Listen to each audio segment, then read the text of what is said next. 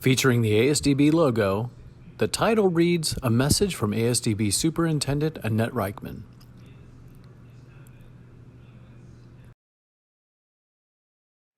Hello, and greetings, ASDB community. I'm Annette Reichman, Superintendent of the Arizona State Schools for the Deaf and Blind. Today is May 15th, 2024. And let me tell you, we are in the home stretch, nearing the end of our academic year. In fact, next week will be the graduations here on the Phoenix campus and on the Tucson campuses as well. Such an exciting time of year. You all teachers and other staff will be able to take some time off to rest, recuperate in preparation for the next school year. Right now, I'd like to discuss with you a little bit about the state of the ASDB budget. You may have already heard the news that Arizona statewide in fact, has been operating in a budget deficiency. There is a lack of funds, and we have a budget deficit. That is going to impact ASDB, to be sure. In the month of April 19th, 2024, the Governor Hobbs, sent out a letter to all of the Arizona state agencies. That letter said that over the course of the next 2 years, the state must save $1.2 billion, yeah, you got that right, $billion. And that's all state agencies. They must examine and figure out how we're going to save some of our expenses. There was a follow-up memo sent out on April 24th that included 3 directives. We at ASDB must follow those directives. The first directive is regarding headcount cap. The headcount capacity means the number of staff, including all full-time and part-time staff or employees. And when they say headcount, it means each individual position. So for example, if we had 2 interpreter positions, one was full-time and the other one was working maybe 5 hours a week, the total of that would still equal 2 to be included in that headcount. Every state agency has a number assigned to them, and we do as well. Our number, our head count cap for staff is 864.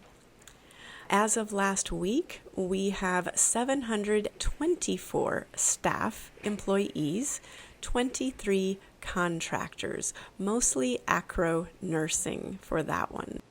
Then 117 individual vacancies, which we are allowed to have, and that gives us some flexibilities for continuing to recruit and onboard essential professional staff like teachers, instructional assistants, bus drivers, and so on. As far as adding new staff positions, that 182 vacancies total, we do have to start eliminating some of the vacancies. Right now, we are looking things over and trying to figure out how we're doing that. So that's the first directive. The second directive is regarding pay. That second directive says that future pay increases are not permitted, that they are not permitted right now. It does say that pay and salary increases that we have already committed to and communicated prior to the April 19th that we can go ahead with. which means the last May 9th board meeting, we can go ahead and approve for those pay increases. For example, for related services, pay schedule, that can be approved and we will move forward with for the following year. All of the pay increases that have already been committed to and communicated prior to April 19th will go forth. But wanting other new increases is going to be on hold. It's going to be suspended. We can't commit to any more. And exactly the duration of that, we don't know. It's just that for now, we are on hold, we are suspended, and that's the second directive, also including, for example, in-grade salary adjustments. We are not going to be able to do that or other types of pay.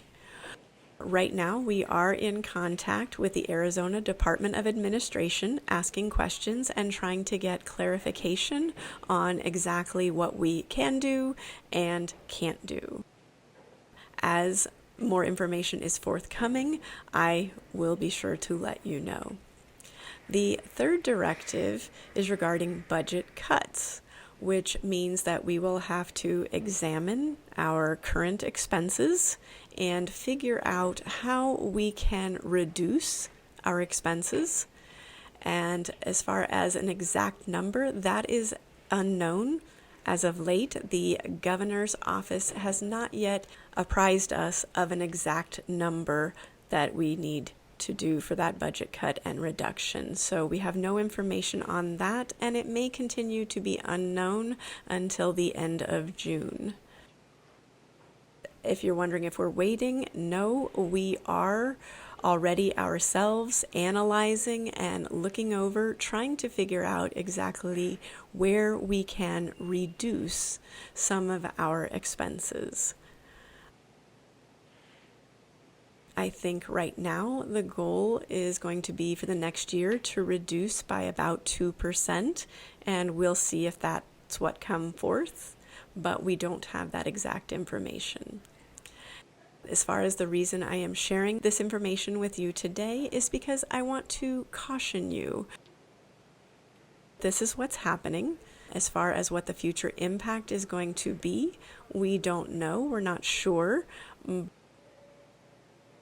But as we know more, I will be sure to keep you updated as we go on any new developments or any information that we get.